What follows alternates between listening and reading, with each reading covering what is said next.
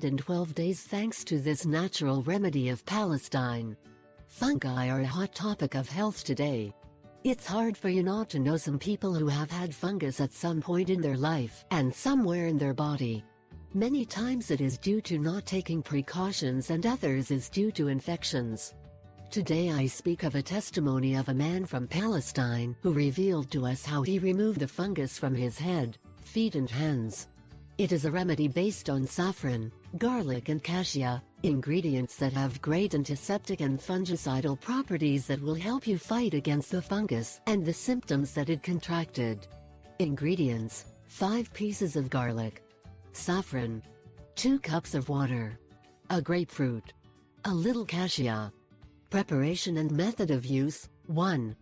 Place the 2 cups of water, the grapefruit peel, the 5 pieces of garlic and a good amount of cassia to boil for not more than 17 minutes. 2. Preserve: be prepared by storing it in a refrigerator for daily use. 3. Then wash the areas affected by the fungi, apply it every day until they disappear completely. 4. You will see and feel the effects almost instantly.